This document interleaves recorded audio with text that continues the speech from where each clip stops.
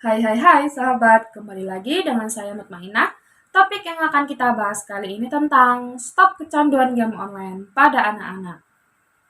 Siapa sih di sini yang nggak suka main game? Dari kalangan dewasa, remaja, bahkan sampai anak-anak sekalipun.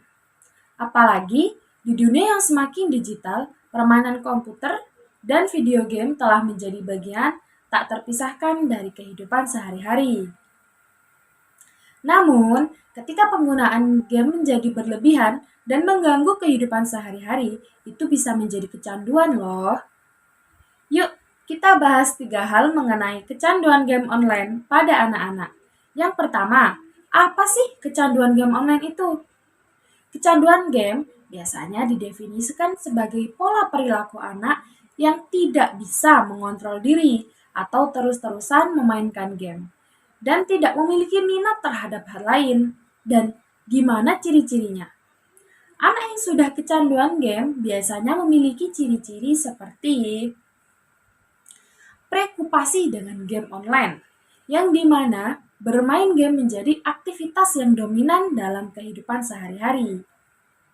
Nah, pada fase ini, kegiatan anak selama 24 jam akan cenderung lebih menghabiskan waktu untuk bermain game. Bahkan nih, saat dia memiliki waktu senggang, maka game adalah pilihan alternatif untuk mengisi kesenggangannya. Yang kedua, muncul gejala penarikan saat game diambil. Biasanya, seorang anak akan menjadi lekas marah, cemas, bosan, ataupun sedih ketika gamenya diambil. Karena anak akan merasa bosan karena tidak ada hal lain yang bisa dimainkan.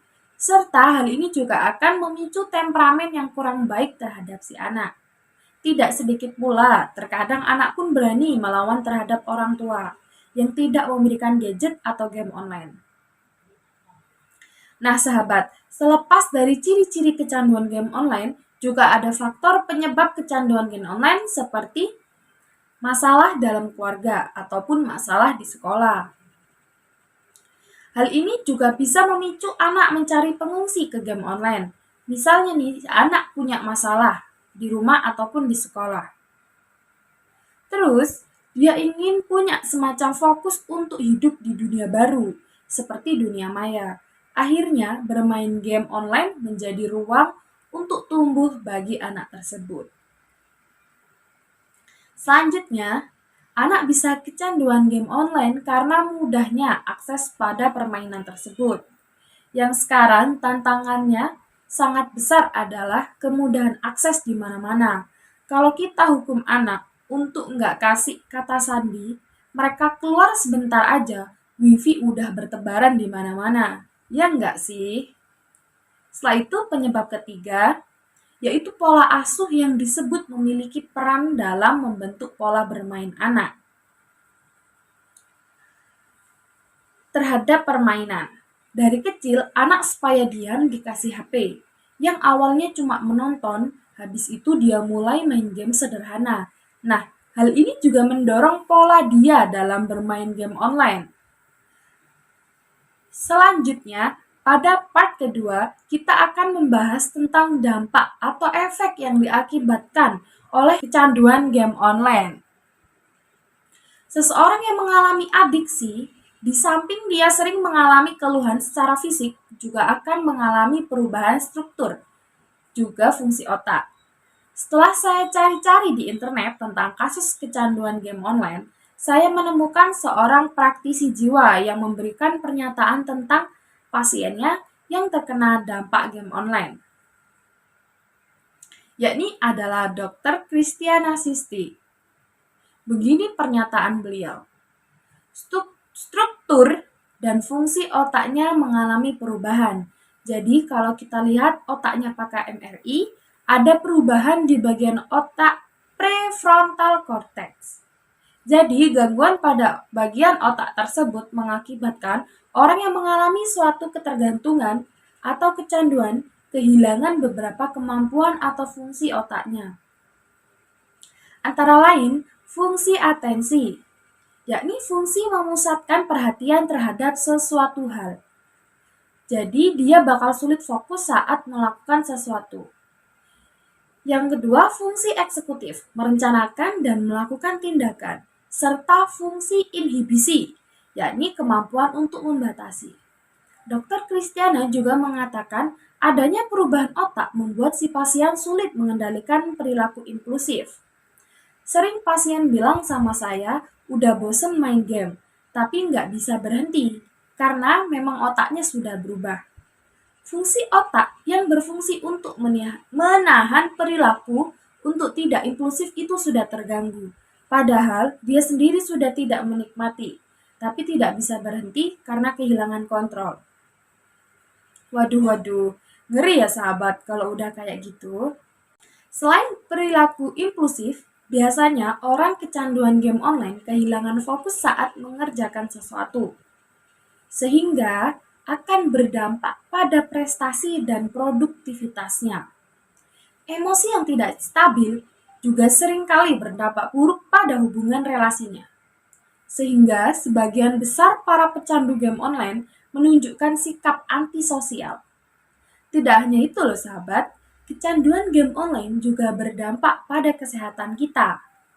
Nah, dari sisi kesehatan, seringkali orang yang kecanduan game akan mengalami gangguan tidur, sehingga itu akan mempengaruhi sistem metabolisme tubuhnya. Selain itu, kecenderungan atau memprioritaskan bermain game dibanding aktivitas utama lainnya, misalnya makan, membuat anak mengalami dehidrasi, kurus, atau bahkan sebaliknya, dan beresiko menderita penyakit tidak menular misalnya penyakit jantung. Pada part terakhir, kita akan membahas tentang strategi mengatasi kecanduan game online, serta peran orang tua dan pemerintah terhadap kecanduan game online pada anak. Nah, sahabat, di sini ada beberapa tips atau strategi yang bisa dilakukan untuk mencegah kecanduan game online. Yuk kita simak.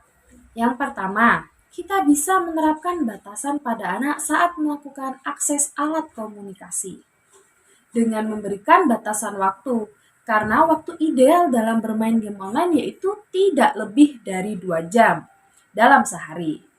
Yang kedua, terapkan rutinitas sehat pada anak ketika anak sedang berada di waktu luangnya. Alihkan perhatiannya dengan aktivitas yang lebih menyehatkan daripada bermain game online.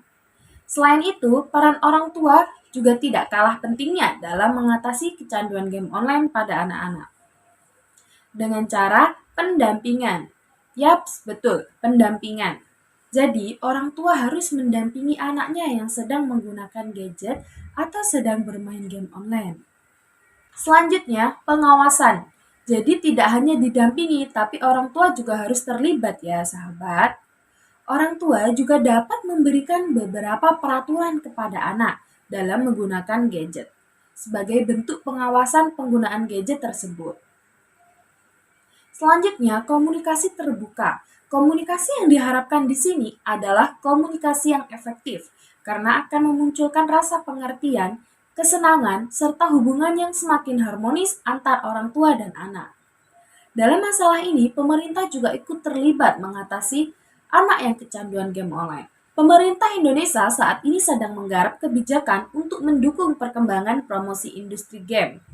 Tapi, di sisi lain, Badan Kesehatan Dunia WHO menetapkan kecanduan game sebagai salah satu bentuk penyakit mental.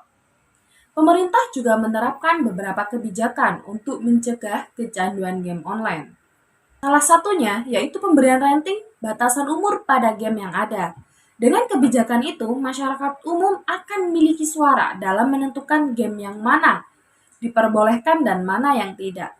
Meskipun demikian, eksekusi kewenangan tetap ada di pemerintah. Jadi, lebih sinergi saja antara masyarakat dengan pemerintah tentang batasan game itu sendiri.